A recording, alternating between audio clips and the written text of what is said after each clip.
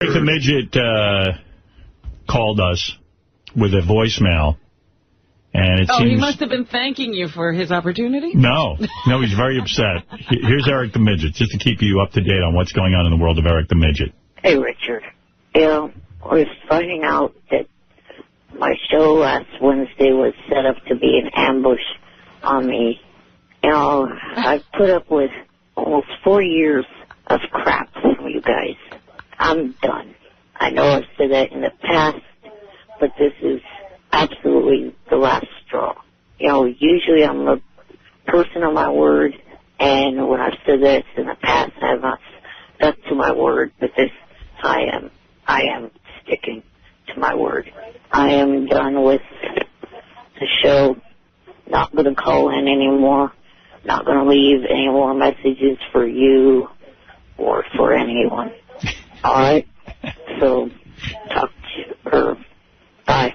Talk to you. I just talk to you. I just said I'm never going to talk to anyone. Talk to you. Talk to you never. So I think he's done with the show. Yeah, right.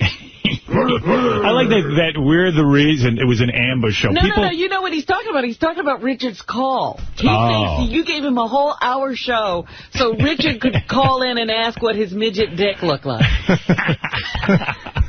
Well, it's funny, too, because he says he's done with the show, and then he leaves another message an hour later saying if you can get Carrie Underwood on his next show, then he'll do it. He left another message about that. I'm just looking for your call. What is yours called? It's on the Eric the Midget page. I know, I can't find it, though. It says Richard calls. I can't find it. There's so many in this. Richard call, Ralph calls, Eric, Gary the retard. I don't know. Where's your call? Booze. Oh, here we go. Oh, foiled again. Later on in the show, somebody called in as Les Moonves. And he goes, I highly doubt that this is Les Moonves, but if it is, thank you. We have a call. Les, you're on with Eric, the actor. Hi, Eric. This is Les Moonves. This is a spectacular show. I'll tell you what. Diamond Dave looks like he's not panning out here for our newly named CBS radio division. And I'd like to maybe hire you. Let's start talking, babe. What do you think? Well, somehow I highly doubt because the lawsuit that this really is Les. But I guess thanks for the offer. Well, just in case it is. So he's never calling in again. Except in an hour. What page was I on that I had all that? Should be, I think, Gary Preview page. Mm-hmm. See, Eric the Midget. I'll never find it again. Gary Preview 2. Gary Preview. So many pages. I wish a radio show on you guys and you try and find some of this stuff. This is like the yellow pages. I know. All right, so here's Eric the Midget calling you after he said he's never calling in again. Yeah, he changed. Hey, Richard, this is Eric.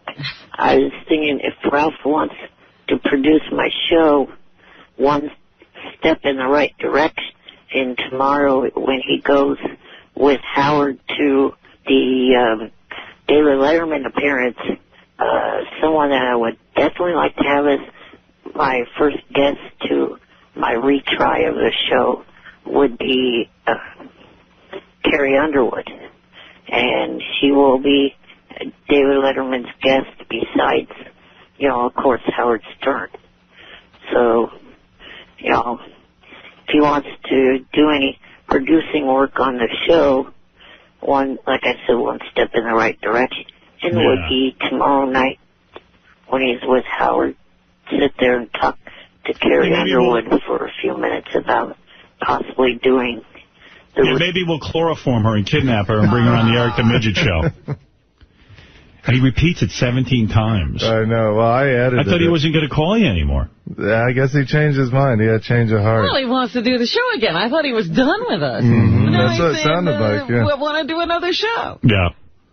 Well, then he must have saw that Carrie Underwood was going to be on with you. Oh, nuts. I have to do deals with the devil again. Just when I thought it was out. I spoke too soon. Oh. Let me give you an update on Eric the Midget. Eric the Midget when we last left you, said that he was upset. We gave him his own show, and he feels the show was a setup. So that we could do what to him? So that Richard Christie could call up and ask about his small midget cock. I see. We would do all of that just to get that phone call in? Yeah, it's crazy. You know,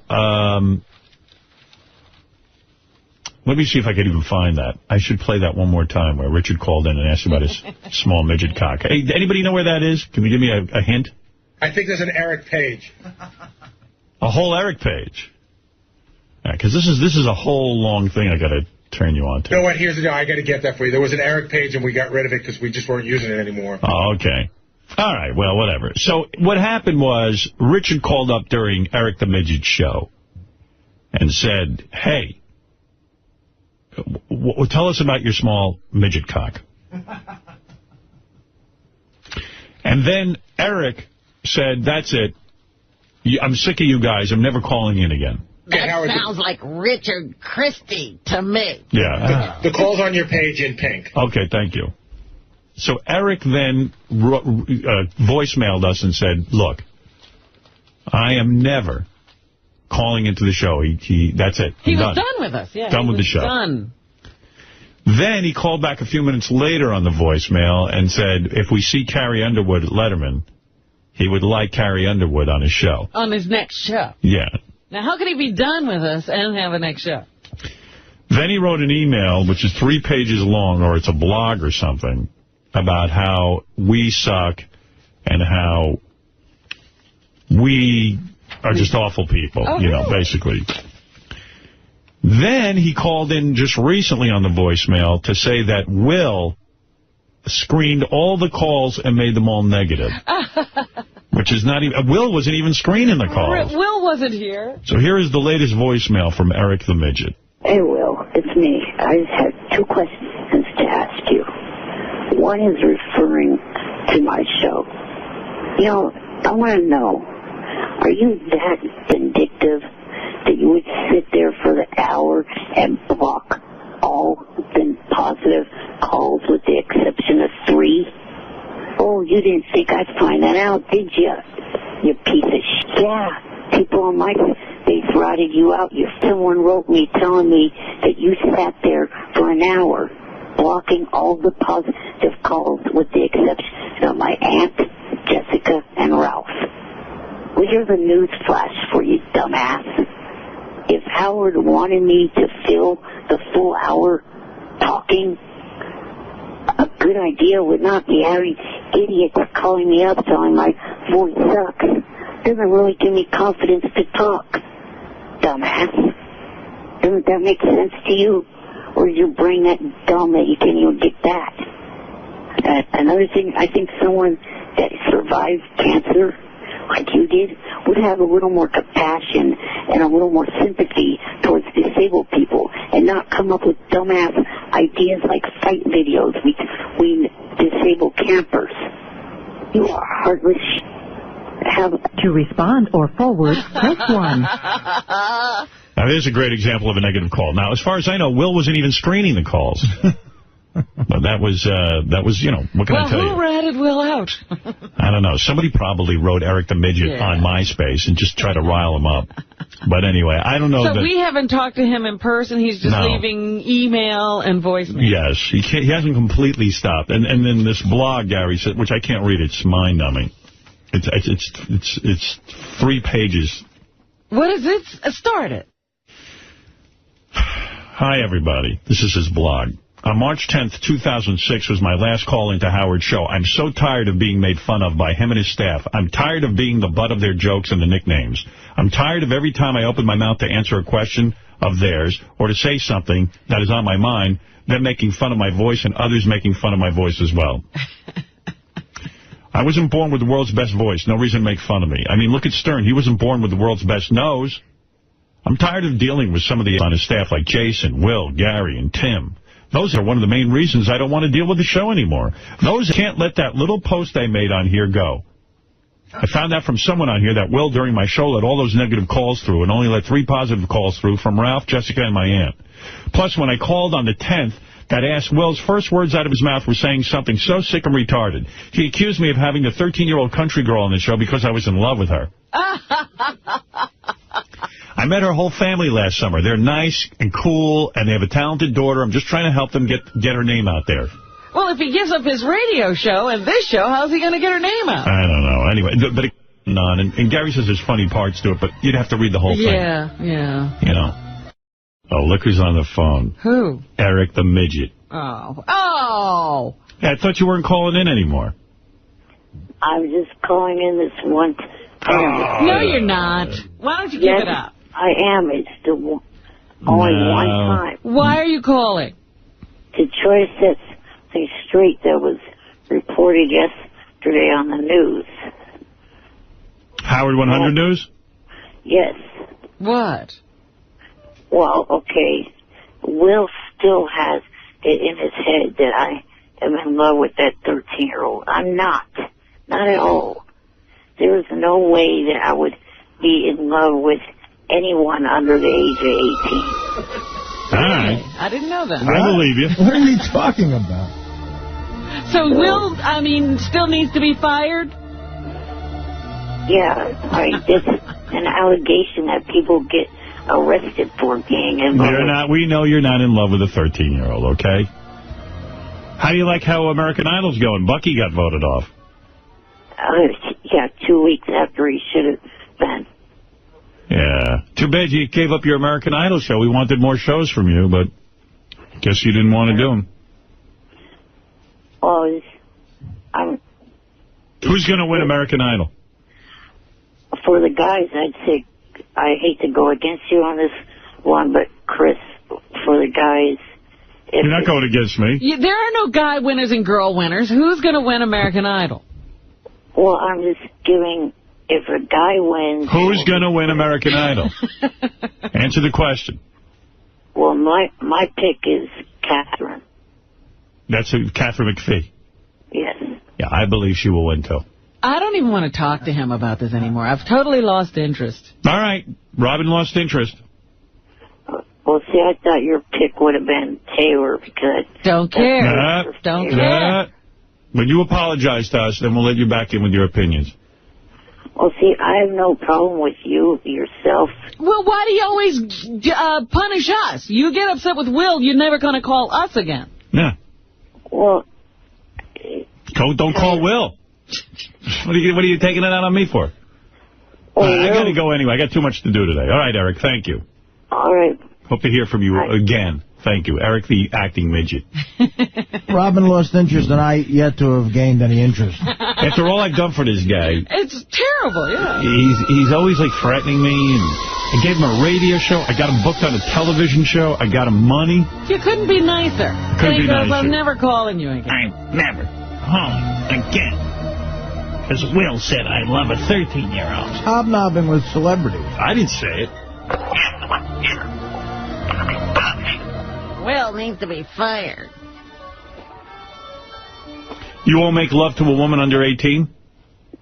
Nope, not at all. What if she's 17 years old and 11 months?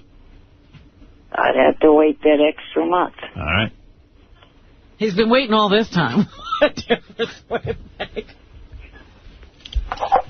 The reason I don't call in is one of your minions is plotting against me. All right. See you later. Yeah, why should I talk to him? Yeah. Stop with the threats. Right. Okay, here's email. People angry with Jeff the Drunk getting prizes. Stop sending that free. Between him and Eric the Midget, you've given more money and prizes to these ungrateful freeloaders. Oh, yeah, I got a phone message from Eric the Midget. He's prepared to come back on the air, but he has conditions. How will we find out the conditions? I'm going to play it for you. This is a voicemail. Gary, where's my Eric the Midget voicemail, please? Gary, preview page 2 in green. All right, thank you. Oh, here it is. Hey, Will, it's me, Eric. I was calling because I know I was going to start possibly calling in, but after further thinking about it, I don't want to call in until after Stern agrees to a few things. And, you know, there are a lot of people on MySpace that would like to hear me start calling in. So I'm sure that they would probably wish that he would agree to these. Number one, take me out of the whack pack. There's nothing wacky about me. If the only reason why I'm in the whack pack is because I'm a little person with a bad voice and in a wheelchair, that's just wrong. And the other thing is stop making fun of the voice. I realize I have an awful voice. I don't need one making fun of it, and it's getting old. And last but not least, the Eric the Midget nickname and also Eric the Astronaut have got to go permanently. Those are, if he agrees to those, then I'll start calling in. Until then, nope. So what do I got to do, take away everything funny? I zoned out. What did he say? He says I got to stop calling him Eric the Astronaut or Midget. Yeah, I heard that, but what was the other? I can't make fun of his voice. Oh. And something else.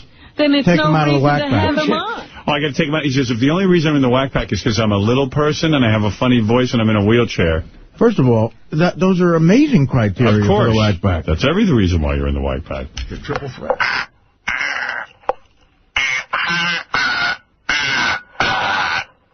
That's all you hear, right? You don't even... Right. I don't know how to follow those demands. How would we not make fun of his voice? Most people only have three, two things to be in the whack, like hypercharic, the voice, obesity. Well, you could say he might be retarded, too. All right, wait a minute. You know what? Call him up and ask him what he would do. Why would we have him on the show if we did all that stuff? Because he's interesting, and he's so fascinating with his opinions on American Idol. Well, we have to disabuse him, or whatever that word is, of those... Disabuse? we have to negotiate with him a settlement. No, we have to tell him those things don't exist. He's not interested. Who's this, Eric the Midget? I thought he doesn't call in anymore. What has he got to say? Is this my old American Idol? Is this my old friend Eric? Yes. What are you doing on our airwaves? I'll disseminate the information. Hello, Howard. What do you want, Eric? I just wanted to say that... I want to be your spokesmidget. Heard you're contemplating regular radio.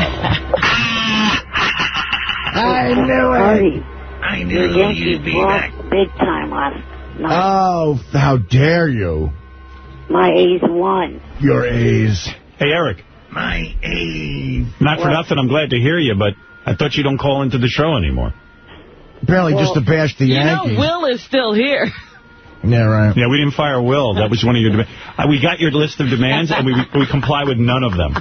Will apologized, so there's no problems with Will anymore. Oh. When did that happen? Before me.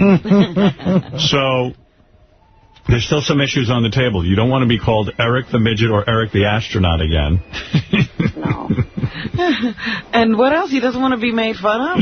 And he doesn't want to be made fun of. Dude, we make fun of everything and everyone, including ourselves.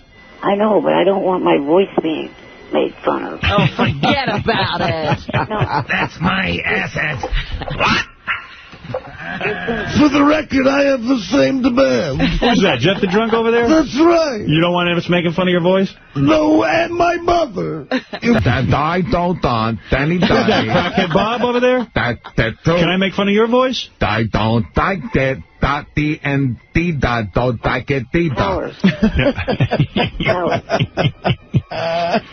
Yes, Eric. You know what that's like, though? It's like a little kid playing copycat with you, saying every word that you're saying. It's annoying. It's infantile. Exactly. Now you know the show.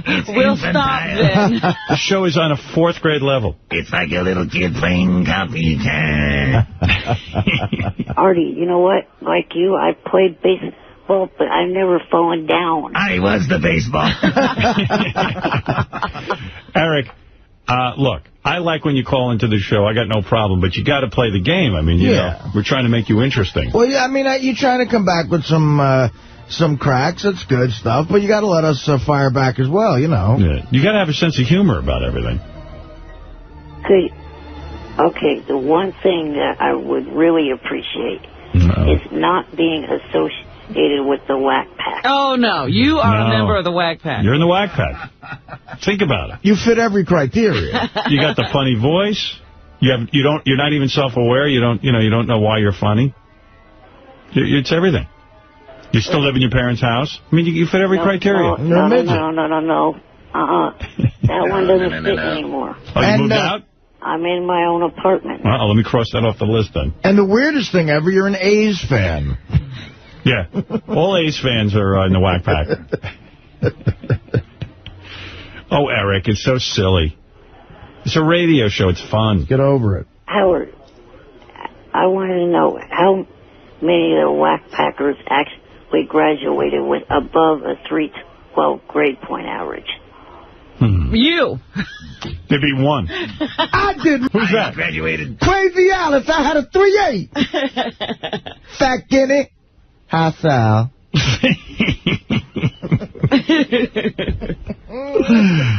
Your IQ can't get you out. Eric, I just checked my list of Whack Packers. You're the only one who graduated with that high of a list. Yeah, but if it makes him feel any better, if Stephen Hawking called, he's going into the Whack Pack. Didn't that giant who died go to law school? Oh, yeah, but I don't remember. Law school, was it? I don't know. I had a 3.2. Can I stick my finger in your ass? Is that Blue Iris? Yeah. I thought it was Jeff the Drunk. It's both of us. They're together right now. This is Jeff the Drunk, Blue Iris. Eric, you want to know something? You want to know what puts you in the Whack Pack? What's that? All right, it's not the midget thing. It's not the voice. It's not the living with your parents. Normal people don't vote for American Idol 900 times. Normal people don't think they have a chance with Kelly Clarkson. It's your assholiness. Yeah, it's your personality. You say funny things. Obnoxious things. Normal people don't call us and we give them tons of prizes, give them their own radio show, and then you call up and go, you better introduce me to Carrie Underwood. Right. Or else. Yeah. Get me into Mark Cuban. I have to take a meeting with him. Yeah. You're like, if we got you a blowjob from Carmen Electra, you'd go, she didn't play with my nuts. Yeah, you're funny. I'm only going to explain this once. Just trust us. You're a Whack Packer. I didn't ask to be one of Time's 100 most influential people. They just stuck me in that group. Same with you. Well, no, see... Well, I'm influential and you're a Whack Packer. Well, you're more of a Whack Packer than the guy who made up the word screed. Hey, man, look. I'm not in the Whack Pack, okay? Yeah, Riley might be up there in the IQ department. Look, man.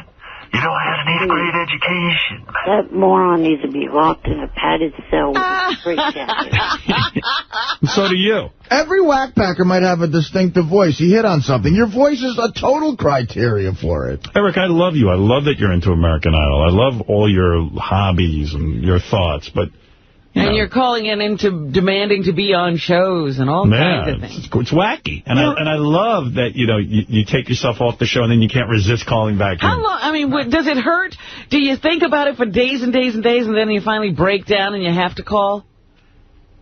Yeah, like what broke you down? Like you were convinced you were never going to call in again. What made you break down and call in? Well, I mean... Were you jonesing? No, it was just the fact that even when I was off the air, I still was coming up in topic on the show, and I just wanted to be able to finally, call back in, and because you guys were still having me be a part of the show, even when I wasn't calling in. I hear you guys talking about me or very articulate. So you're saying you kind of like a rape victim, you just kind of gave in. No. But it must have really bothered you not to call in. I mean, you love calling in. Your heroine is being on the air. You're what us eye-ties affectionately call a stunad. See, that's what I love when he just goes to grunts. All right, let's. Okay, I'm going to try this out. You're no longer in the whack pack. Thank you. Now you feel better? Yes. All right. Well, there you go. Now you're nothing. Now you're no one. Taking away all your powers. Right. No VIP treatment, no special phone line. Yeah, you can't be, put up for TV shows and all that stuff and do the American Idol show if you're not a whack packer. Superman has lost his powers. You'll never get into a P. Diddy party. No more tickets. That's right. No more guest spots on television shows. Help me. Help. Losing strength. Well, I wanted to... Now you're just Eric. Taking away the midget. Now you're Eric. Anonymous. What I'd like to do for you is be, a West Coast correspondent for your news team. Go to, events. What happened to your radio show that we were giving you? You couldn't take some people calling in and make it funny, and you bombed out. That kind of failed. But right there, like that idea you just had is one of the worst ideas you ever heard. Like, that's why you're a whack packer. Well, okay, the finale for... Do you have some news for us? You're a correspondent. What's the news? Yeah, let me hear some news. Disseminate our news. What's the scoop? Well, okay, you're a fan of Survivor, right? Yes. I'm sure that... Aren't you going to send someone from your news team to the New York finale? No. No, you're not? No. I figured you would. Well, that's why you're a whack packer. You figured wrong. You're a bit of a schmuck. I'm in California worrying about New York. How are we going to get you to New York to cover it? Really? Why would we do that? No, he wants to only cover stuff in California. I need a special nurse. See, Eric? I was thinking that I could be your correspondent for when the finale of American Idol comes up. All right, you got it. No, because that he just wants tickets to the finale. Oh, I see what you're saying. He's tricking me. Yeah. Someone is trying to get me tickets, but they're not doing such a great job. Right, so that's why you're on the phone. Now I'm getting it. Of course. That's why he's on the phone. You're giving us a booty call. He's jonesing for American Idol tickets. Oh, that's what's going on. You turned to your old pal for something, huh? Now you want to rape us again. You almost tricked me. You are my What is that? Oh, Eric, you know what? Carrie, where did you come from? How did he get in here? What happened to Eric? I don't know. How did I put you on? What the hell did I just do? I just called in. They told me someone just told me to chill him out. Is Eric the midget in the whack pack or not? No, I don't think he is. You don't think he is? No, I don't think he is. You don't want him in. No, I don't want him in. I don't want the son of a... Hey, Gary, I'm in the whack pack. You retard? Who are you? You am I? I'm the one who backpackers, you son of a... You are telling me no? I'm telling you no. I'm telling you no, because I don't think you do a very good job of it, you son of a... Your whack pack powers have grown. You interrupted my call, and I didn't press a button. You know what? I'd rather be in the backpack. Shut up, retard! You son of a... Hey, retard! What you retard? Shut up, retard! Hey! Shut up, Artie! Artie, leave Gary alone! He's a retard! I am a retard. You know what? You ain't no retard, Artie. Gary, I'll help you against Artie if you let me in the whack pack. Yeah, right. How am I supposed to do that? I'm paranoid and got you. Let me in the whack pack and I'll fight Artie. Retard! You know You what? shut up, Artie. Shut up, Artie. Hey, Artie, you know what? What, retard? After seeing the show, you told me you got the fucking stage. You know what? Shut up, Artie. Hey, Gary, I'll help you. Can I be in the whack pack? I don't know, can you? Wait, I'll shut him up. Hold on. Hey, Artie. Yeah. Wah, Dana left me. Oh! You retarded. I got him. I got him. Yeah, buddy. Eric the Midget is back. Are you still there, Gary? How come I can't get anyone to stay on? Eric is back and Gary's gone? I just want to get them both on the same line. Why? Because Gary says you're not in the whack pack. Yeah. I love Gary's argument. You know what? I am retarded, and you're not retarded. That's right. So shut up. So shut up. That's fantastic. Where's Gary the retard, you guys? Are you locking these people in? I am. Right now, Gary's yelling into a blender.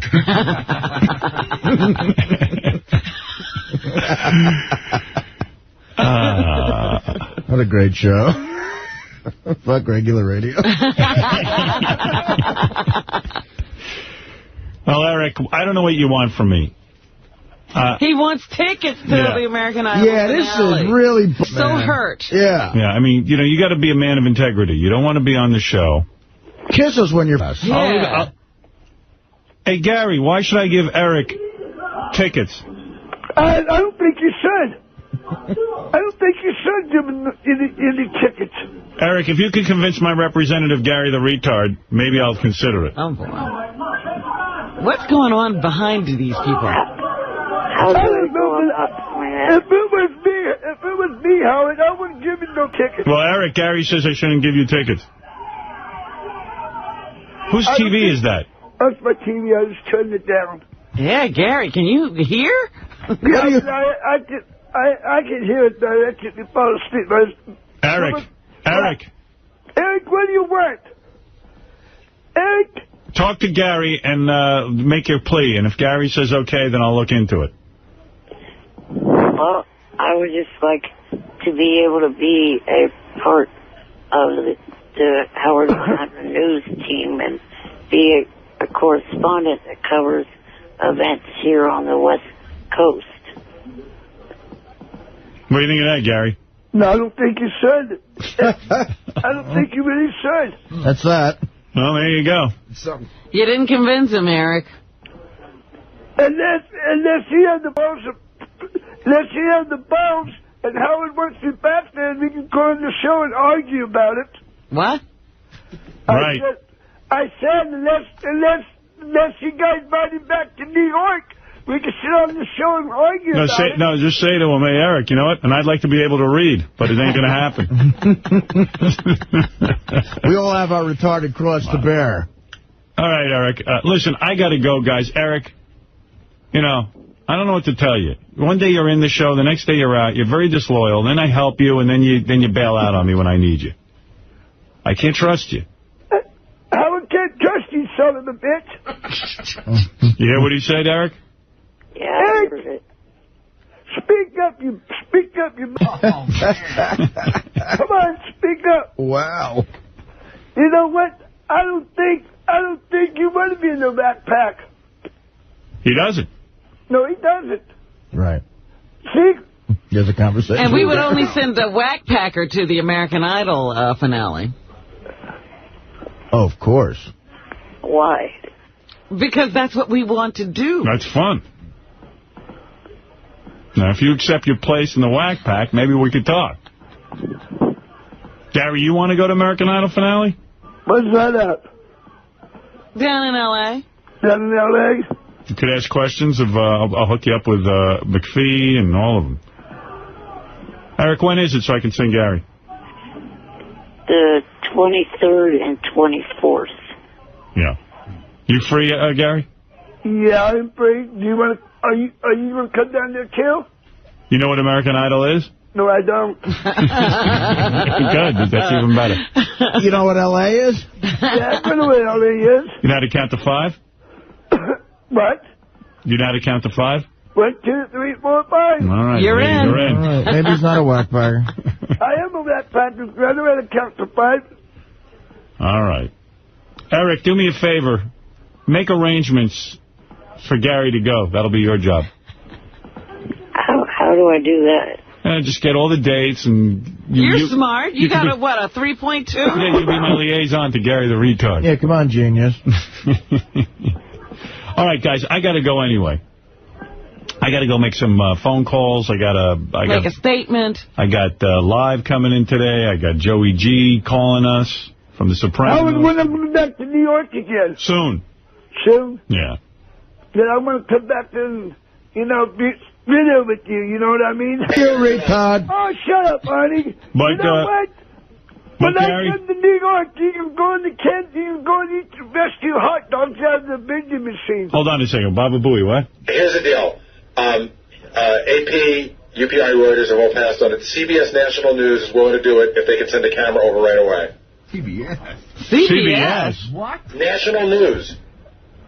Why are the other guys passing? Because they're afraid to talk to me on the air? That's correct. Wow. Why are people so afraid to talk on the air? Well, what do you do to Reuters barely spoke English and was just panicked beyond belief. Do they think we're going to make them ride the Sibian or something? I mean, it's weird. Hold on 1 second. I'll get right back to you. Hey, Gary, Eric, I got to go. Okay. Eric, I like that you called in. Call me back tomorrow. We'll continue this. Okay. All right, Eric the person? Thank you. All right. Eric the Boar. Let me think more about this, and I'll get back to you. Okay. All right. Thank you, Gary. Okay. Thank you, Eric. Eric the person. We can't call him Eric the alien, even? Ralph, you're on the air.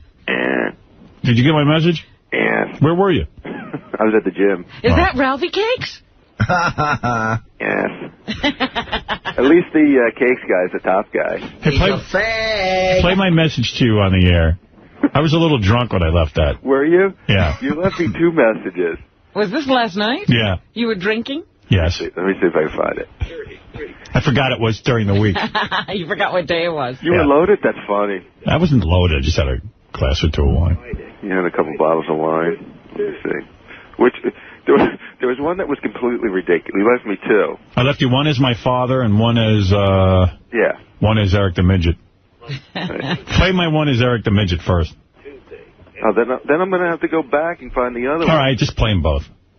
Hold on, man. I called him once to comment on American Idol as my father. Yes, you really are sad. You're calling people about American Idol. Thank you. I was like, thank you. You know, it's funny. Ralph called me last night, too, and he's like, you watching American Idol? I said, no, I'm watching the Yankees lose 10-1. Artie has the nerve to call me in the middle of American Idol. I did. Well, you called me. I called you back. I don't know if American Idol was on. Ralph must have a daisy chain he goes through because he was calling me and I was calling him back. Yeah, right. Well, Ralph has a... I called Artie like in the afternoon. Ralph always screens his calls, too, so you start leaving a message and you wait to be interrupted. Yeah, drunken Artie's calling me back. He's half asleep. You want to hear Artie's message? Drunken Artie. Okay. I was laying in bed. This is Artie just waking up. Listen. I was waking up. Ralph, it's Artie calling you back. I was sleeping all day.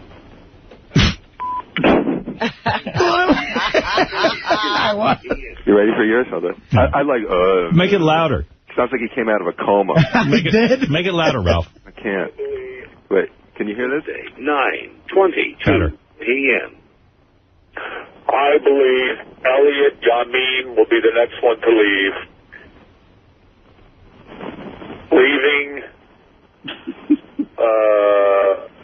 Catherine McPhee and Taylor Hicks. Oh, Christ. I still believe Catherine McPhee will win. Thank you. That's downright embarrassing. Yeah, I better hurry up and get back. He and Ralph will be sleeping together. And here's Eric the Midget calling Ralph. All right. Tuesday, 9:24 p.m.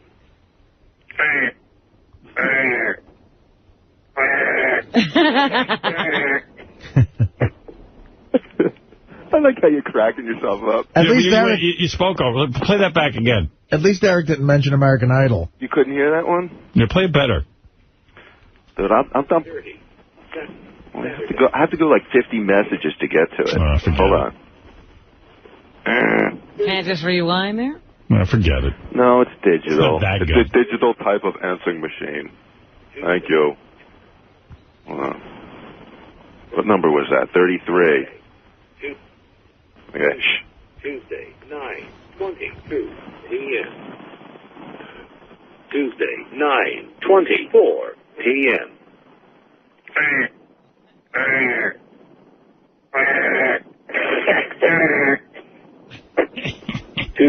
I think you're shitting. That's the greatest.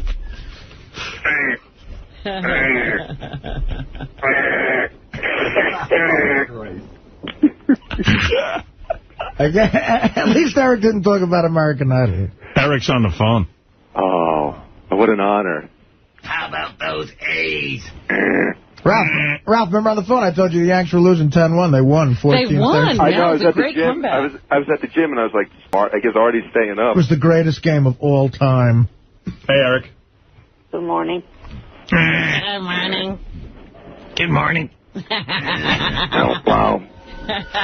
Don't make fun of my voice. I have 3 demands. 1, don't call me Eric the Midget or Eric the Astronaut. 2, don't make fun of my voice. Trying to remember number 3. He doesn't want to be a member of the WAC. Oh, wait. And 3, I am not a member of the WAC. Not. Dude, Oakland A's suck. Yeah, at least they had the lead to begin with. Well, wait a second. You got interrupted by something. What happened over there, Freddie? I hit a button by accident. You got to stop those accidents, man. I don't see you crapping your pants. You're not having accidents there. Don't have accidents there. You know, when he had all those cars, he used to every once in a while knock them over. Yeah. Now he has to hit a button. Every once in a while, remind people he's here. Eric, what is the question you want to know about your show? Yeah, I was supposed to do it on the 7th. I can give you the update. I told Eric the Midget that I believe... Eric the actor, please. Eric the acting midget. I thought that he would be excellent to host his post-American Idol show because I believe it will go down as the worst radio show in the history of the broadcast medium. Right. I believe Eric will get on there and make absolutely 0 sense and be so boring that no one will be able to listen all the way through. I am willing to give him a show so that we can now say we've heard the worst radio show in history. He'll make Double A look like Phil Hendry? Yeah. It'll make the high-pitched Eric Crapathon look like the Super Bowl. Well, let me ask you something. Will he know it sucked? No. Will it be bad enough for him to hear it suck? He has no ability to hear himself, which is the sign of a good broadcaster. And the good broadcaster can hear himself and be self-aware during the broadcast. He can put himself in the place of the listener. Eric the Midget has none of those skills. Okay, when's my show? Having said that... Yeah, because what's he droning about now? I can tell you. Go ahead. All right, here's the update. Eric wants to come in on a specific date because he doesn't live very close to an airport, and he's going to be near an airport. You're going to be in San Francisco, Eric? Why is that? Going down to the Bay Area because my parents want to go down to Monterey for the weekend, so we're going to go down there, and I'm going to be staying... he's so boring. He's already... Can you imagine a half hour of this? I mean, I'm thinking of making the show 10 minutes. So the point is that since he's going to be in the Bay Area, he's not that close to an airport.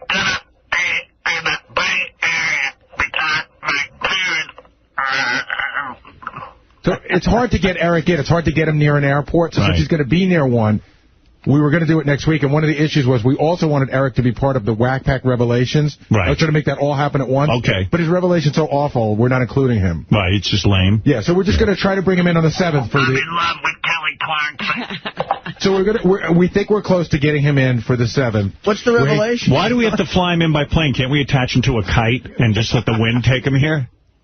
So, Eric, we're looking good. How much you weigh, Eric? About 75 to 80 pounds. Yeah. Why not check them? Why not put them FedEx? You just put holes in the box and send them here. Would you mind traveling in a box? Yes, I would. All right, a crate. An animal crate.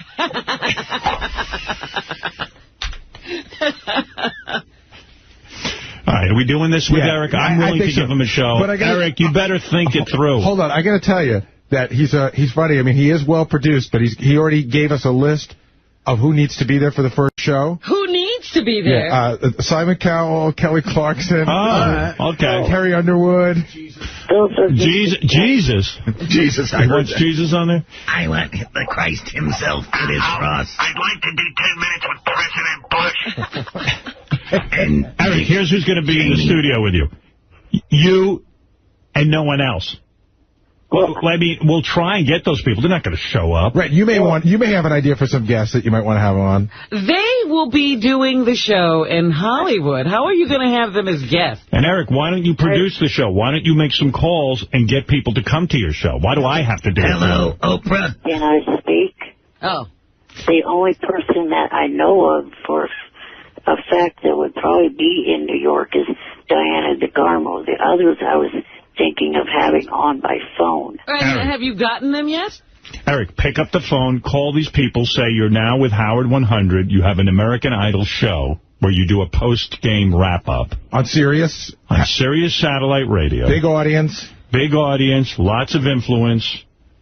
And get whoever you want. I don't care if you have your friends. I don't care. Do whatever you have to do. I could try. I'm not going to sit there and bust my balls producing your show. It's your show. You know what? I got to tell you, if it's him and Diana DeGarmo, I might have to tune in. Yeah. Hello, Fantasia. Oh, no, I would. Hello, Miss Marino. She hung up. Just a whole show of people hanging up on Eric the Midget. What's that? You just had another baby. Bring the baby. Can't you read? I would not have that illiterate woman as my guest. All right, look. You'll be lucky to get her. Wait a second. Why don't you like Fantasia? Because she sounds like Macy Gray, and I can't Macy Gray either. Oh, well, finally a legitimate thing. I have a color line. I don't like the blacks. I was doing the whole season for Diana, not her. I wanted Diana DeGarmo. The White Hope. Fantasia is too effing dark. She's black as night.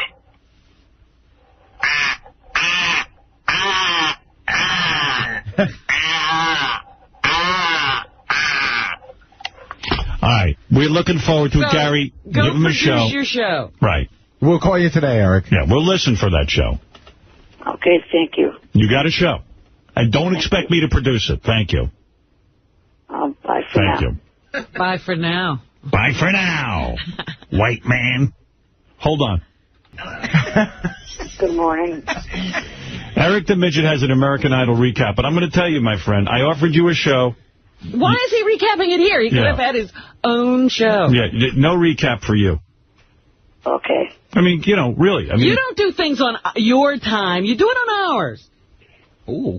I'm sick of these people. You're getting tough with that midget. I'm sick of Robin's taking a stand against the little people. What is it, Richard Johnson ready to go? You know what? He's got to be somewhere else in 15 minutes. Oh, fuck him. You don't want to piss Richard Johnson off. Oh, yeah. What were we going to put on? I'm gay and Paige? Fuck you! All right, you know what? Let's go to Richard. This is a preview of the show he's going to do, I guess. Yeah. Eric. Good morning. Tell me something in a quick, sort of concise way. A synopsis, a short thing. Your most important point. Well, I think that all the girls with the exception of two, all except two did fairly well to good. You don't care about music, do you? The two that I think did the worst was Brenna and Connect Sky. Right. Those two did the worst. The black chick with the giant lips? Yes. Yeah.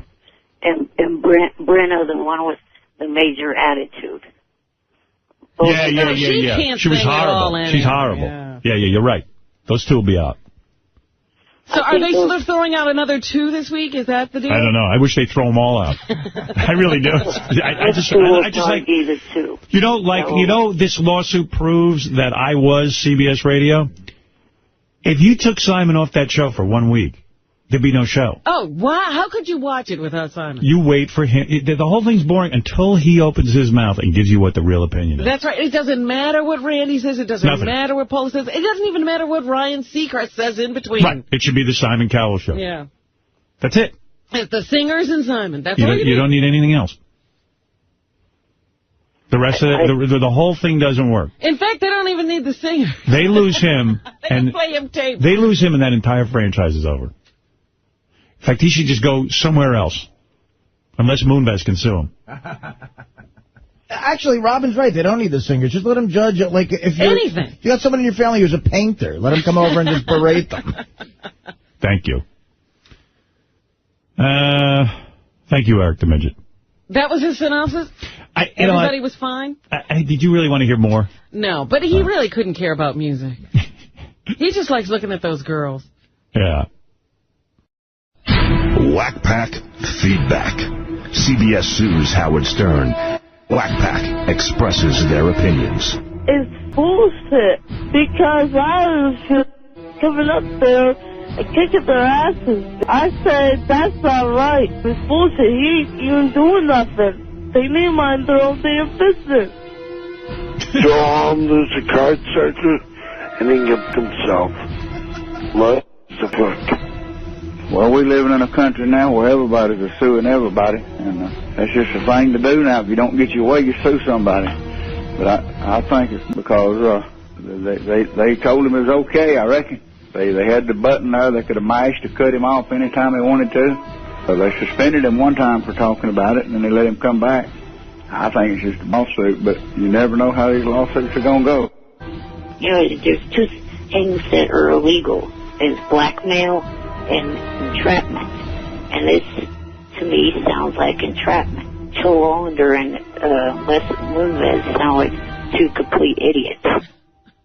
Those are my actual lawyers. Jesus. That's the midget for the defense. You got to get Tim in here to talk about Eric the Midget. I was talking about it in my office. He goes, I'll take that little wheelchair, wrap it around his neck, and I'm going to pull him. He's so mad at him. Oh, is he annoying? Well, he left me a message on Friday saying that he's very upset, that he feels he's being neglected. And Tim goes, we call him every day. He goes, I spent $1,000 on that little shit. Eric. Good morning. Good morning. Let me explain the world to you, okay? Because no one does because of your considerable handicaps. But let me tell you how the real world works, okay? Think about it. Nobody cares about you. Nobody ever would give you a show in any way except for my dumb channels. Tim calls you enough. There's no end to the amount of attention you need on a daily basis. The more attention we give you, the more you seem to need. You're like an endless vortex of need.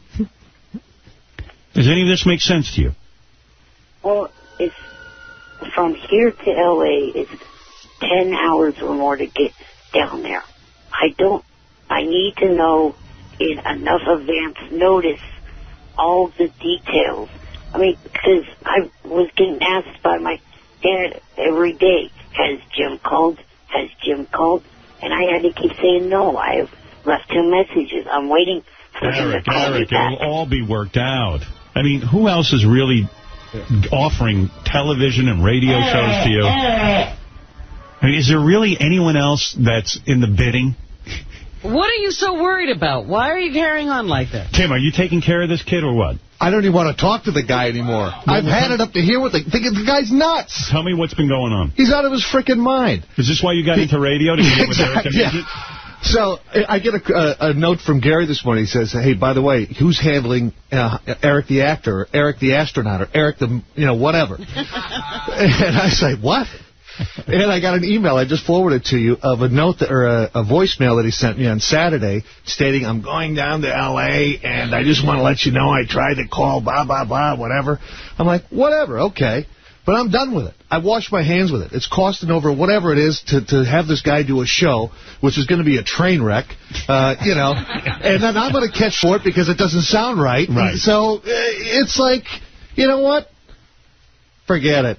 So you're out of the whole Eric the... I'm out of the Eric the actor business. I understand on his MySpace account, he's Eric the idol expert. Yeah, for whatever. Yeah. In his own mind. Eric the idol expert. So what he's done now is Tim has passed it off to Jim. That might be the gayest nickname I've ever heard from MySpace, Eric. Eric the idol expert. Why? Because American Idol, even though I watch it, I know it's gay. You don't want your nickname to be Eric the idol expert. Do you understand that on any level? Well, you asked me all those questions a couple weeks ago, and I raffled off the answers really quick. Yeah, but I'm saying that's nothing to be proud of.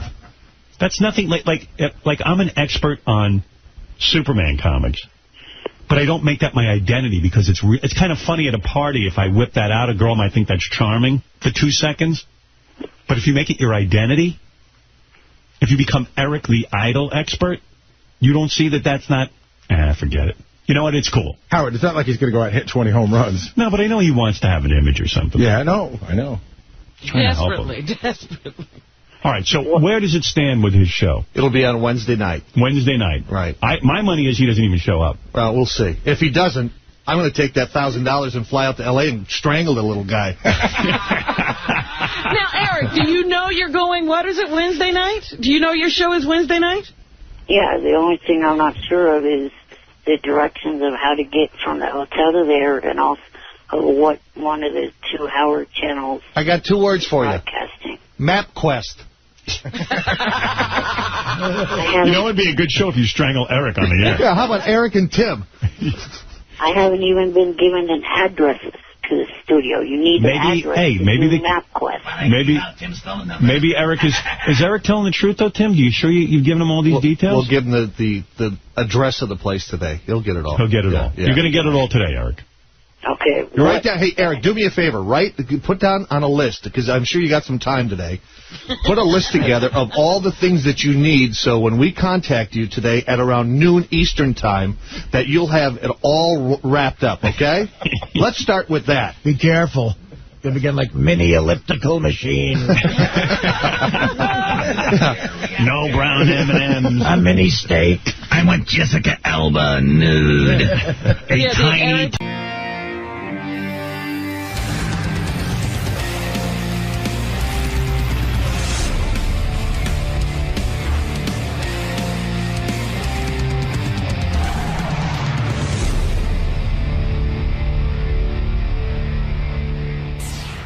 Good morning, Dr. Ruth. All right. How are you this morning? I'm early. I want to hear the Big Short talk a little bit. You want to hear him? Yes. Right this way. I'll lead you. All right. I'll lead you to where you can do that. Okay. You see, some people walk through here and they seem intimidated. For very few people would I get up at the crack of dawn. Only for Howard. Only for Howard. You know, no other men. Many people, right this way, Dr. Ruth. Many people, they come in here and they seem intimidated or scared. You seem full of life and completely unintimidated. Certainly unintimidated. You'll go on the offensive this morning. I bought him a keychain, Sex for Dummies.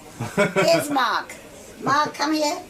Here is the best playwright in the world. Good morning, Mark. Good morning. How are you? Who just wrote a play, Dr. Ruth, All the Way. I want to hear Howard say that. All the way. And we are going to get some coffee and give me something to nibble at. Yes, he's going to send somebody else. Thank you. Thank you. Mark, what would you like? Coffee? Yeah, that's okay. This is Mark St. Germain. Hi, brother. The best playwright who wrote the play, Dr. Ruth, All the Way. Dr. Ruth, what did you want? A croissant? Yes. Or a bagel? Or a bagel with cream cheese would be wonderful. Bagel with a drink? I have already. So just a bagel with cream cheese. A plain bagel? Plain bagel. No sesame seeds or poppy seeds? No poppy seeds, no sesame. Plain bagel with cream cheese. Or if you have a croissant. We'll get whatever. I think a bagel will be easier. Bagel, whatever is easiest. Yeah. What would you like, Mark? If there's a coffee around, but if not. Yeah, coffee's easy. And a coffee will get. So I'll let you get settled, Dr. Ruth. All right. Have fun with Howard today. Yeah, tell him that I brought him a keychain, Sex for Dummies. I think he needs that. I thought so. I thought so. זה רוצה קוראים לו סינפנדל, אני חושבת. כן, כן. אוקיי. אני חבר, אני גבר, אין בעיה. Oh, you don't understand what we're saying? That's because it's Hebrew. That's the secret language me and Dr. Ruth share. We go way back. We're from the motherland. I go every year. Yeah, yeah. I was there this year. פעם אחרונה שהייתי, אני בן 12. אני מת לחזור. תודה, תודה. ההורים. את מי לשאול אם יש איזה כובע או משהו עם הוואטסאפ? I didn't shout at Gary. Gary, she wanted to know. First of all, is the wine open? No. Will it be open? No, we're not allowed to serve wine here, so we can talk about it. That's okay. I'm speaking Hebrew to you. Oh, sorry. So we talk about it? Yeah, you'll just talk about it. Fine. Do you know if they have the red or which one? I will find out. And also, hey, Gary, just want to say good morning. Yeah. Hey, what's up? Good to see you, Pierre. I was looking for you. Make sure that I sit on 2 pillows. I just put a second one in for you, and I have a third one, should you request it. Wonderful. It's all ready for you. Oh, and one more thing. Yes. 1 glass of water next to me. Can I give you a bottle of Poland Spring water? Is that okay? But just open it. I will. Thank you. Our dear friend Dr. Ruth is out there. God, haven't heard from her in years. She's requested several pillows to sit on so that she won't look too short and she can look me in the eye. And she was out in the hallway. She speaks 4 different languages. So she was out in the hallway speaking fluent Hebrew to Shuli. But, I would have liked to. It was to Shuli. I love to hear that. I am admiring of anybody who can speak other languages. I think it shows a high sign of intelligence. Well, everybody in Europe does it. They're no smarter than we are. It's She in a the matter of No, where she's you are. swallowing the last chew of her bagel. Oh, bagel. Wow. She is very Jewish. You know what I mean? Swallow up, my dear. Hey, bring in Shuli. I want to hear them talk Hebrew. I find that fascinating. God, I forget just how short Dr. Ruth is. Hi, Dr. Ruth. How are you? She does look fine. What are you on? You're on mic 1, right? Yeah. Dr. Ruth, do you want to sit on some pillows? What a question. I immediately asked for pillows so I can look into your good-looking face. You look. I haven't seen you. Hi, Robin. How long has it been? Too long. You're 84 years old. You look terrific. You really do. Wait, first of all, say that again. You're 84 years old and Right? you look terrific. That's what I wanted to hear. Dr. You Ruth, look good, too. Can I hear you Hi, speak Robin. Hebrew to Shuli? I would love to hear that. I am so admiring of people who can speak multiple languages. אוקיי, שולי. שולי? בוא נדבר עליו. בוא נגיד עליו שהוא צריך להיות מאוד בסדר איתי, כי הייתי בהגנה. Now, you know what I said? I want to see if Shuli know what you said. אני הבנתי מה שאמרת. Okay. You want me to translate now? No. Just let me You're hear you not talk. translated. Let me hear you talk. Talk to Dr. Ruth. Ask her a question. את אוהבת להיות פה חזרה בסדרה? לא היית פה בטח, איזו הרבה שאלה. שנים. כמה זמן שהוא לא לקח אותי כאן. Wow. So first of all, שנים הוא לא לקח אותה. first of all, I said, how come I haven't been here for so many years? That's your fault, not Second. mine. I would have had you on all the time. I mean, you... Okay, next week again. You stayed away. Howard, Robin, I thought I'd offended you in some way. you offending me? I didn't Never. know. Let me How say can you something to offend you in your native language. Now answer. Thank you very much. You speak No. 4 languages, right? I speak German fluently. I speak French fluently. I speak Hebrew fluently. And I also speak a little bit of English. Wow. That's bad. impressive. Not bad. When you thanks, Shuli, and that was impressive, by the way. I never really. By the way, she said to you that you better be nice to her because she was a sniper in the military in the Israeli army. You know, I am fascinated by that. I really am fascinated by that. That you were a. Thanks, Shuli. I was, thinking about your life. And I know you're an upbeat person, but I do see your life as a very hard life and a very sad life. Now, let me tell you something, Howard. Number one, there is a play about me which is coming to Off-Broadway. I'm going to invite you. It's called Dr. Ruth All the Way. I know you like that title. You grew up in Israel? The playwright is sitting right out here, Marc Saint-Germain. Now, here's what you and I will do. I'm going to answer a few of those questions. But as you now, look at the face on him. Well, Robin, because you're look funny. at the Well, you know face. what? You have an interesting psychological move. Yeah. When I start to talk to you about your life, yes, you shy away and you take over the conversation. But we know that already. No, we don't know about it. Robin, one time You're I told uncomfortable. Howard. One time I told Howard, I came to plug a book. Right. Today I came to plug what? A wine. Okay, I wanted to hear you say that. Right. What is the wine called in French? I don't know. I'm telling you, What? Vin d'amour. Say it. Why did wine you? of love. Why you've turned Robin? down? You've turned down endorsement deals before. Yes. Why did you choose a wine? I'll tell you why. Are you a drinker of wine? Certainly not, but I'll tell you why. You don't Robin, drink wine? Why do you say certainly not? Why don't you Listen. drink wine? Because if I would go out with you with permission of your wife, Beth, right, maybe I would drink a glass of wine, of my wine, Vandermoor. But let me tell you something. That, Robin, listen carefully. Okay. I'm telling people, everybody's stressed. Everybody goes home, and I tell them, a couple, I tell them to drink a little bit of wine, not too much, because now watch Howard's face. If you drink too much, you can't perform. That's true. Oh, See, sexually. that is true. Oh, that is true. And you fall asleep. Robin, if Yes. a woman drinks too much, she falls asleep. So, right. Pierre, Not too much. Not too Dr. much. Ruth, So- why would you make a wine that most wine is 13% and alcohol? this is 6%. 6% alcohol. Yes. That could be a turnoff to the wine drinking public. In other words, people like to get high off their wine. Okay, You understand I that. want to do something else. All right. I want you to drink the Dr. Ruth Vandermoor, Right. which was the idea of Pierre, with whom I've been working for 30 years. First I said no, then I said it's a good idea. I want you to drink a little bit of that wine. I will drink it. And then I want you to make love to your wife. You know no that I'm problem. old-fashioned. Yeah, I'm old-fashioned and a square. Then, if you can't fall asleep because you think about your radio program and you think about your Right. celebrity and Then all what of do the I other do? things, then you can drink the other wine. Why Let do you- her then go to sleep. I see. But First give her an orgasm, then she goes to sleep, then you can drink your wine. all right. So now answer me about your life. Don't shy away, because I'm kind of fascinated by you. But When it's very you hard and to I- break your persona. I know. You are a woman who, Don't analyze me. Okay, fair enough. Everybody knows that, but I'll give Is it you, too painful to talk about your life when you dwell Howard, on if it? you shut up for one moment, No, then I'll talk. you never let me. Haven't you shut up, You Dr. haven't Ruth. shut up, Dr. Ruth. All you've done is plug, and I'm okay with it.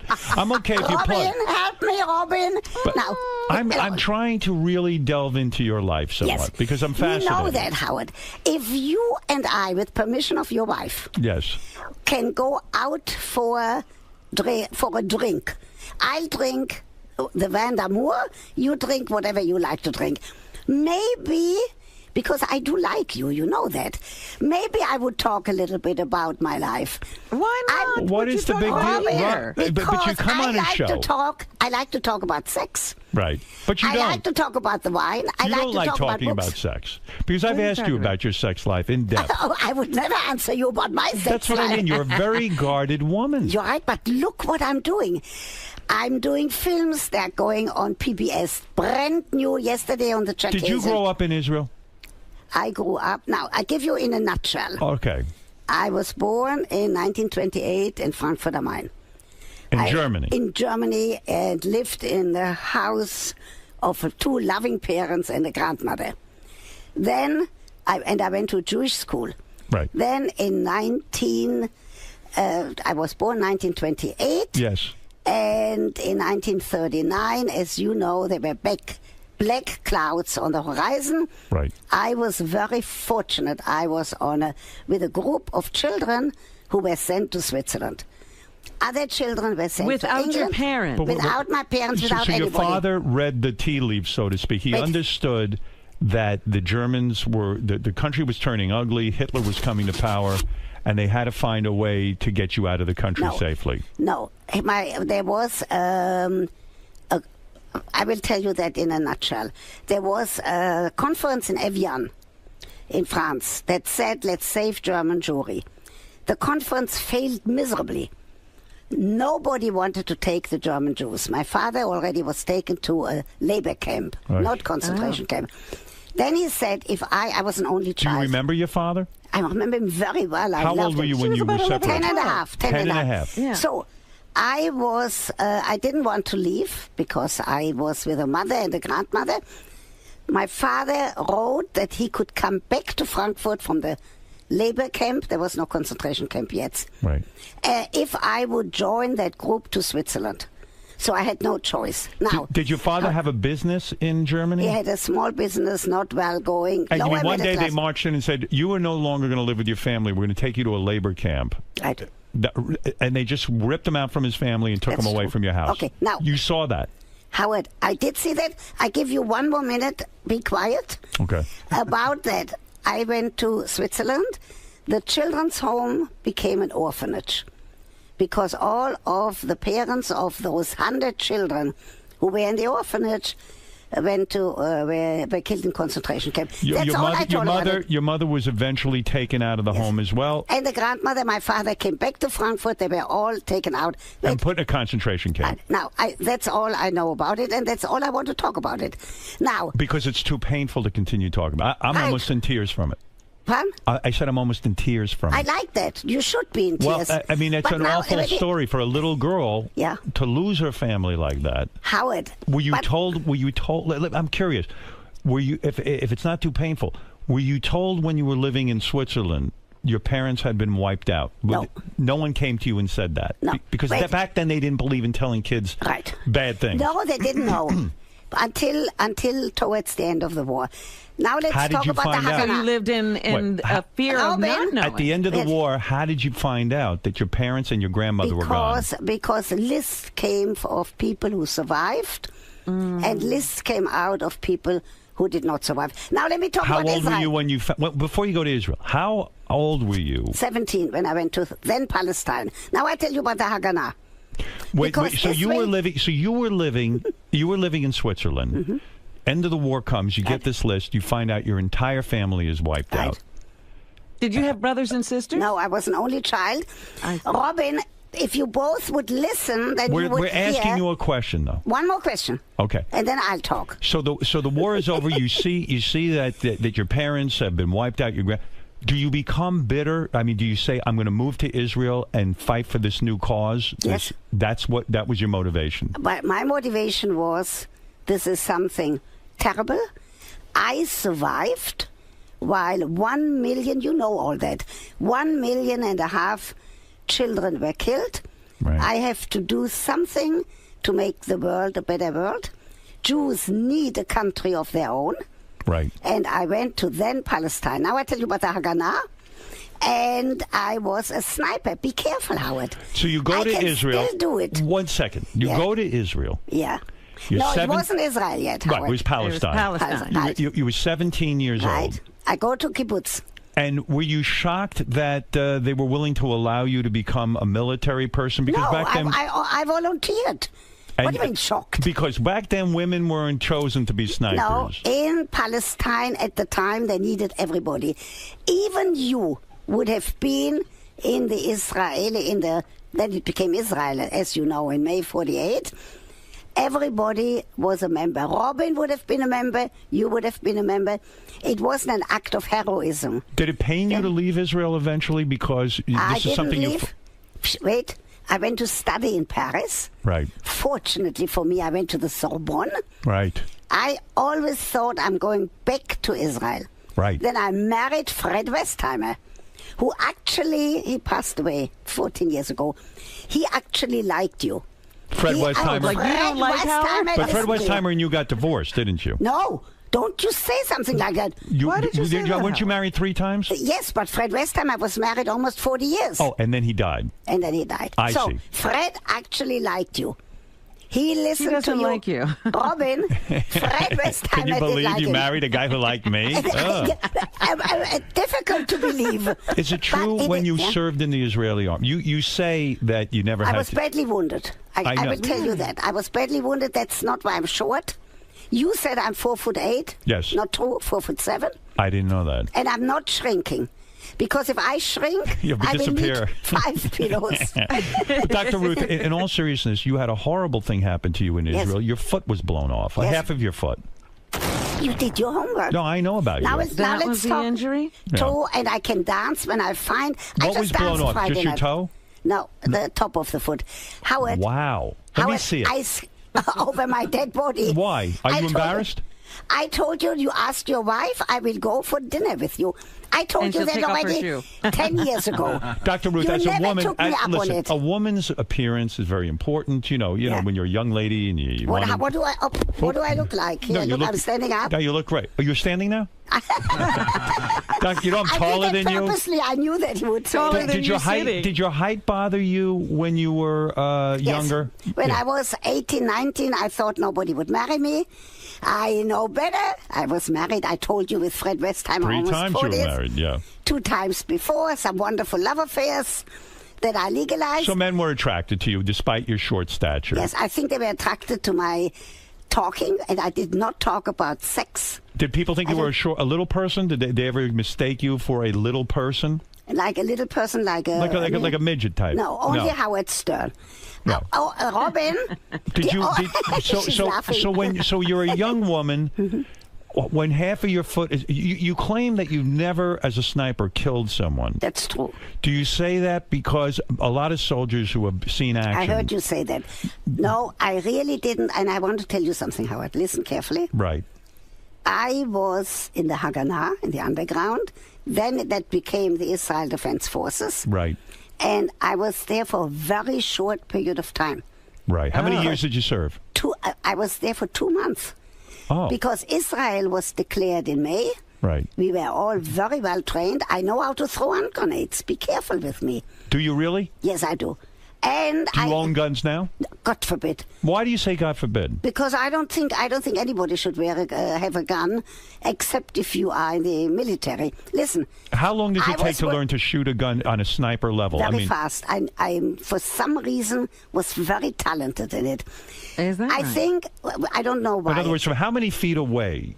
From here, I could shoot over there, but I'm not going to shoot. And you could take out a guy, and in practice drills, you would practice on targets. I would have to say, bend down, because you are too tall to shoot. As a sniper, do you think Kennedy was killed by one person? I do not know. Do you ever look at that kind of thing as a sniper? You must be kind of interested in it. No, not really. Look, were you in firefights? Did you actually? No, I was just wounded at the residence of young girls. Who they lit off a bomb? On my birthday, on my 20th birthday. They lit off a bomb? Yeah, a cannonball exploded in the lobby of that residence of young women. Some people died next to me. Friends of yours? I knew them. Wow. And I was badly wounded, so that was the end of my military. When you wake up, did you pass out when the cannonball hit? No. Is it shocking or no, are you in pain? I just asked a friend. It wasn't pain. I asked a friend, "Do I have to die?" That's all. Now listen. Well, stop! Don't blow by that. That's heavy. Let's go back. You weren't unconscious. You stayed conscious through the attack. Yes. You look down. Your foot probably hurt. You look down and you see half your foot missing. No, I just saw blood. Did you freak out? Did you cry? No, I just thought maybe I did ask somebody, "Do I have to die?" Wow. So, can we talk about the wine, please? Isn't that an interesting... We will. But isn't that an interesting question? Do I have to die? Right. Because you've seen so much death, it's almost like you have a choice. Now, Howard, we want to talk about 2 things. One is the wine, and the other thing is... You don't think we're going to... We're talking about the Holocaust and your foot getting blown off, and all you can think about is that dumb wine. I came here Stop it. I have to plug the wine. Yes, we're going to get to it. Them. But you see, you're talking about something so difficult, something so personal. To jump to wine almost seems like the best defense mechanism in the world. That I'm getting to something real in Dr. Ruth's life. Yes. And then suddenly you go to the wine. So you did already. I gave you whatever I wanted to give you. No, but I want to know when your foot you can't transition so quickly. The other night, I was complaining about a hangnail forever. You would think I was the biggest baby. I mean, you had half your... Men are complaining more than women. But did you think it was the end of your dating world then? Not only are you short, but like half my foot's missing. Were you embarrassed when you went out with Fred Westheimer and when he saw it for the first time? No, because by that time it was healed. You know... Because you do your homework that I did. I was a super good skier. But is it difficult to learn how to walk after half your foot is blown off? It takes a little while. It takes some determination. Were the bones affected, or was it just a surface kind of Just thing? the surface. What do you mean just the surface? Oh, Half your foot's gone, no? Can we talk about the she wine? said the top. Oh, just the top of half your foot. Just Wait, the top. Stop with the wine. We're going to get I just want to see the wine. Can you see it? What do you mean see the wine? How do I have the wine? I don't have it. They told me that you're having the Vandamour. One is a Zinfandel, a rosé. What do you think? You're going to make $1 white. million with this wine? You're on fire with this wine. Vindamore. Here. No, you have to say it better. Vindamore. Robin says it better than you. Robin, say it again. Vindamore. What No, do you not think? Vin. What do you think your parents would think if they knew you lived in America? Yeah. Not only are you a celebrity, but you've had a great career. That you have your own wine, Vindamore. I mean, what do you think your mother and father? Would you ever? No, they would not believe it because. Right. They wouldn't believe that I would go on a program with Howard Stern. They wouldn't believe that I talk about orgasms and erections. But isn't it amazing? Do you dream of them when you were? Do you ever? Not anymore. Not anymore. No. But there was a time you did, right? But I think of them every day. Now I have to tell you something. You know who Tough Nate? life. Wait. Do you know who Nate Berkoff is? Yeah. Okay. Nate Berkus. Nate Berkus. Not Berkus, Berkoff. No, she said Berkoff, but I think she means Nate Berkus. Berkus, you're right. Oh, Berkus. Hey, did you go to Did you go to Arnold Schwarzenegger's book party yesterday? I certainly did. How come do you you make know? as a trained person? Oh, now he's coming with. No, we got to I'm ask this, curious. Dr. Ruth, because you're an expert. I tell you what. Go ahead. Only in America can somebody like Arnold Schwarzenegger from a little village in Austria Right. rise to that stardom, be the governor of the greatest state California. in the country, and he gave an excellent talk yesterday. And the main thing that is of importance to me is that he said only in America. Do you think he's a sociopath? Pardon? Do you think he's a sociopath? I'm not a psychiatrist. I don't give labels. Do you I want think to he's tell a you- narcissist? But what do you think of that whole thing with Maria? I don't comment on that because because I'm not an investigative But journalist. isn't that a sexual sort of thing? Like, can I be honest for a second? And I'm not doing this to be funny. When we I don't believe you when I'm you say telling you, that. when we saw the pictures of the maid that he had sex with. Hold it, listen to me. Yeah. How did you know that I was there last night? I have my sources. I follow you around. Oh my gosh! I have the. You follow me around day and night, Day and night. We know everything. Do that you you know do. that I'm out every night? It's wonderful. If you have, Why? Are you listen, afraid to be alone? No. If you have, I Is want it to talk hard about for you to be Nate. alone? No. I want to talk about Nate, but I want to tell you I something. want to talk first. about your life. So I tell you one thing. If somebody like me has to be a widow, I Right. don't wish it on anybody. Are you lonely? New York, of course. New York is the best place in the world. I'm out every night. May I ask you, since you're last interested in night- sex, do you masturbate still? Forget masturbation. Does she have sex partners? Yeah, because women, Robin, you would are I a say big that you- advocate of the elderly, of the Yes. older population. In fact, you teach courses in this. You're teaching Yes. a course and now. I'm now going to. I taught at Yale and at Princeton for 6 years. Does it Now I'm going aggravate to you teach that? at Columbia Teachers College. Does it about aggravate the you family. that? Is it aggravating to you Mm-hmm. that people think that a woman 84 doesn't have sexual desire? Is it aggravate you that people? I'm telling them that they are wrong. You do have sexual desire. Yeah, but I don't talk about your or my sex life. Robin, Let's I don't talk even about it. talk about. No. What do you I wanna use? talk Do you use a about vibrator or a banana? What do you use? A banana. I talk about it. That's Imagine all. Dr. Ruth with a banana. Good Lord. No, I knew you were at the Arnold Schwarzenegger party because you tweeted it. I said, that's why you knew it? Yeah. Okay. But do you write your can't own tweet tweets? something or and then do- say, how do you know it? I tell don't you think what. you do write your own tweets. You're right. I talk and Pierre writes it. Right. Pierre is the same guy who is my Minister of Communications, Right. who said I should do the wine. I said no. Then I said yes. You have advisors. I have here Mark St. Germain. I first said not to write a play about me. Now it's the biggest success up in the Berkshires in Pittsfield. Oh, wonderful. I tell you who's playing me, Robin. She's about your size. Her name is Deborah Jo Rapp. Never heard of her. Yes, you did, I did? because Oh. she plays the mother on the 70s show. She's fabulous. She learned my accent. Does Pierre ever pleasure you, or is that your partner? No, Pierre has a wife. Oh, he does. All right. Pierre is Catholic, and he has a wife. And he has 2 children. You would never date a Catholic man? And he has not a married one. Would you date a man who isn't Jewish? Of course, but not a married one. Would you marry a non-Jew? I Be don't honest. know. I don't know. You wouldn't, because you Probably listen. not. I'm very Jewish. Right. Probably Are you? not. You keep a kosher house? I don't keep a kosher house, but I know all about it. I belong to 2 synagogues. Did you go to temple on Yom Kippur? I certainly did. All Did you day. fast? I certainly did. Did you? Do you ever? No. Did you? No. I'm not How religious. I'm not religious. So you did? You didn't go to synagogue? No. Do you ever? Do you? Let's talk about when you go Nate to for one temple. moment. But 1 second. When you go to temple, do you ever? I don't want to say curse out God, but do you ever say, God, why did you do this to my family? No, because why it's did you allow? no answer. Now, Howard. What do you mean there's no answer? God doesn't answer. There's no answer. Do you believe there's a guy up in the sky who listens to you? Yes. You really do? Yes. He lives up even in the told sky? me. Why does he have to be in the What did he tell you? He told me to go on Howard Stern. He said Howard will be very No, nice. but isn't it hard to He'll believe? plug your wine. Isn't it hard to believe in God when God? It's a good has question. forsaken I don't you? have an answer. Howard, let's talk for Why one are you moment so about uncomfortable about this? You're so uncomfortable. I mean, I understand why you're uncomfortable, but have you ever seen a psychiatrist? Did I ever say Yeah. Have you ever got? God forbid. Why? Why do you not want to do I that? go Did you? 3 and 4 days a week. How can you do that if you are here at 5 o'clock in the morning? I make a point of it because it's important to me. I need to get help. I don't believe that. Robin?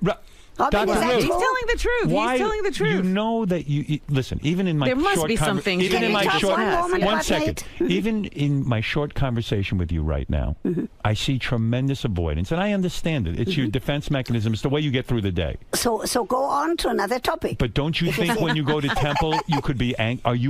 Don't you think this You just anger? asked me and You've I never said dealt no. with your anger? No. Are you angry? If we have dinner together, I might tell you about that. How do you feel about what's going on in Israel now? That it seems like the world has turned its back on Israel. Does that pain you?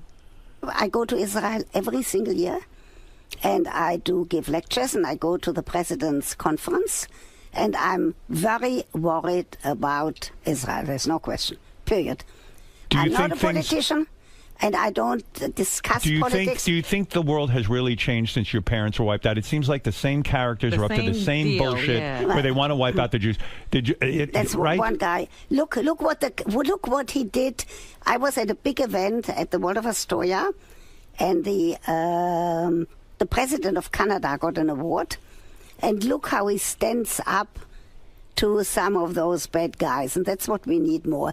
We need more people. Do you think Obama's doing influential. enough? Do you think he's turned his back on Israel? I don't think so.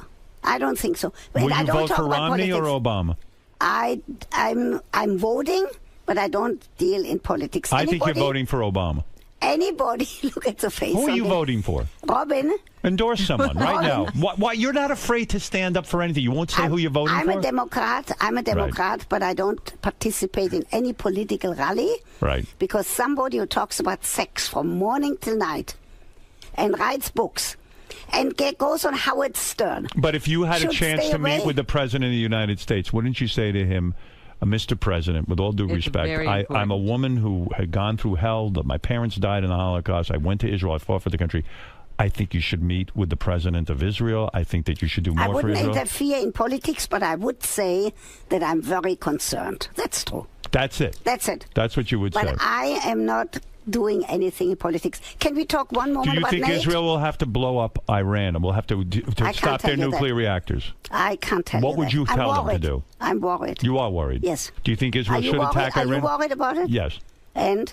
I Are think, you worried? I think Israel's alone in the world. Robin? I think that somebody's asking for a nuking. That's what I think. Right. I think there are people in the Would you world be right now against the asking to be nuking of... Robin brings it up. Okay, Are you now, against the Robin- nuking of Iran? I can't say that. Would you want because to see Iran nuked? No, I would like this. I would like this man to come to his senses. He's not coming and to his stop- senses. and They stop hate talking like Israel. that. They hate the Jews. And I What would do you like want the to do? United Nations not to give him a platform. That much I can tell you. Well, they got to give everybody one. Because I believed in 48. I believe that the United Nations is going to take care that there will never be another war. That much I tell you. So you're I for the do- United now, Nations? Right. Can I But there've finish been my plenty thought of about wars. NATO? Does it bother you that the Republicans want to take away contraception and help for contraception? Yes. It does, right? Because what is it? You know, people make fun of me, Dr. Ruth. When I have sex with my wife, I don't want to have more children. She doesn't want to have children. I use a condom. And people think, I can't tell you how many people walk in and go, you use condoms? With your wife. With your That's wife? What they say. And I'm like, well, what are you supposed to do? I mean, I don't want her to be on the pill. I don't think the pill is good for a woman. You agree? I think that's very responsible of you. Right. Listen carefully. Yes. I applaud you. Thank you. Anybody who Finally. doesn't want to have more children, and if there's no other contraceptive that they would like to use, should use a condom. Doesn't bother me. And I'm telling you something else. Go ahead. For you. Robin, listen. Okay. Howard, a man, I'm not saying you necessarily, because Right. I'm so careful. A man should actually place the condom. The woman should place the condom on his erect penis as part of foreplay. It should be part of the lovemaking. Part of lovemaking. Why do you say that? Because it's pleasurable, and they're both responsible for not wanting to have another child. Right. I applaud you for that. Because everybody makes fun of me for that. Does Beth place the condom? They make fun. No, I whipped the thing on because I want to just get it on me. You know what I'm saying? Do you think you were never against anal sex if both couples enjoy it, right? That's true. Right. Anal sex, okay. If they both like it. This came up on our show recently, sex topic. Ronnie, the limo driver who works here, Why'd you give his name? Well, because we talk about it. He already said this. He already said this. He talks about, and this is crazy. He enjoys when a woman puts her tongue in his behind, and he does the same to a woman as part of foreplay.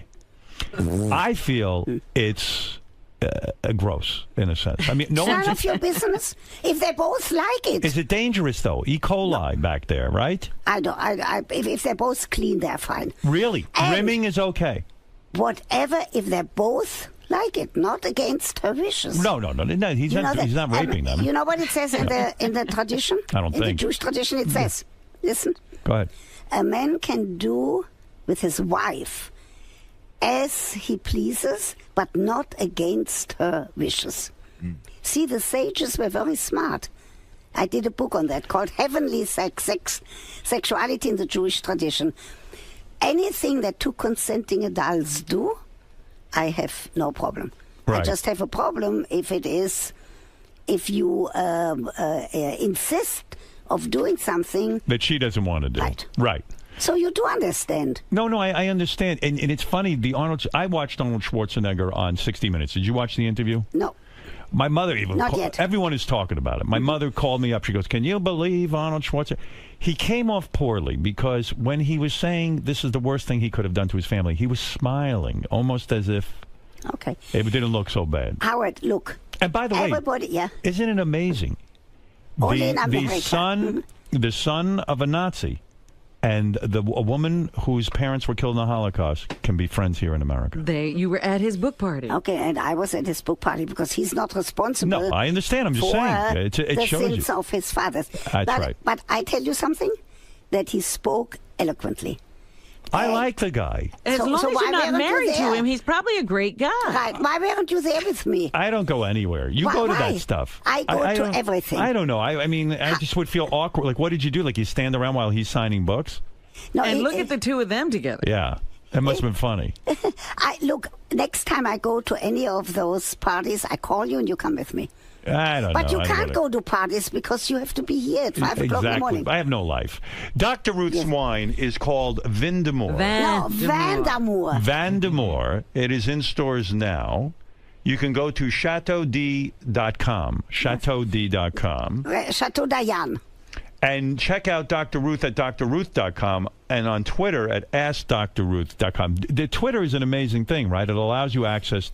60,000 people now. I want you to give me some of your people, too. Okay. Well, I'm sure they'll all sign up. What do you do? But do you give advice? Do you give sex advice? I do some sex advice. I talk, and Pierre puts it on the Twitter. You know, I'm not saying this to be funny, but Robin said... Yeah. Oh, I thought Dr. Ruth had died. Like, you've kind of disappeared from the scene. Why? I have never disappeared. No, you have. You used to be on TV more. I was just be everywhere. What do you think?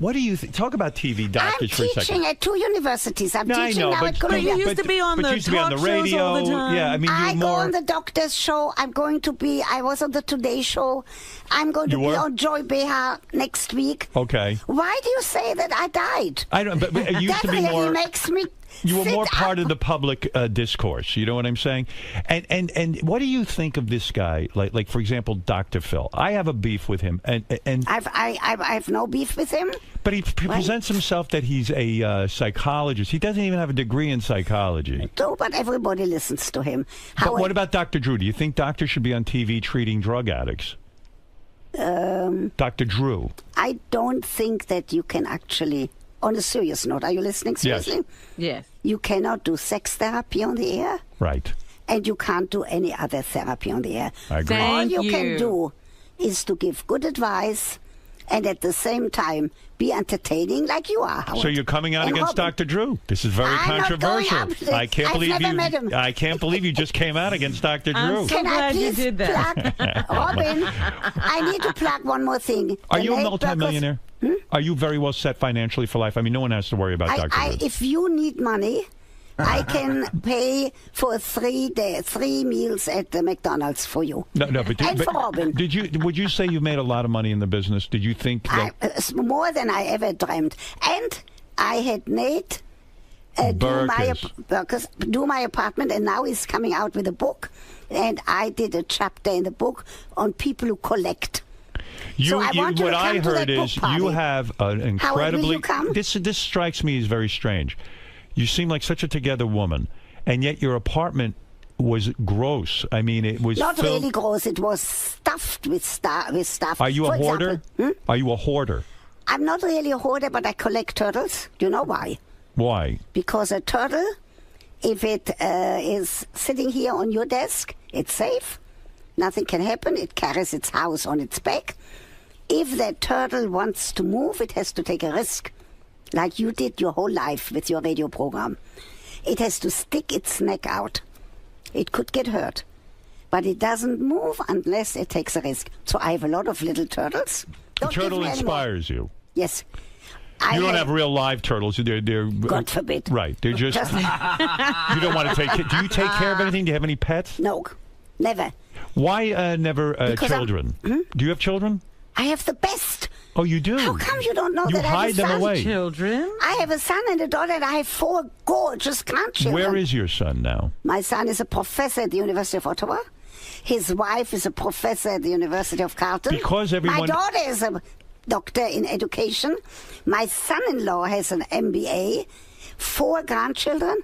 Howard, seriously? Were you a fearful woman raising them? When you raised your children, were you afraid to even send... I mean, you're a woman who has seen monstrous things in the world. Were you afraid to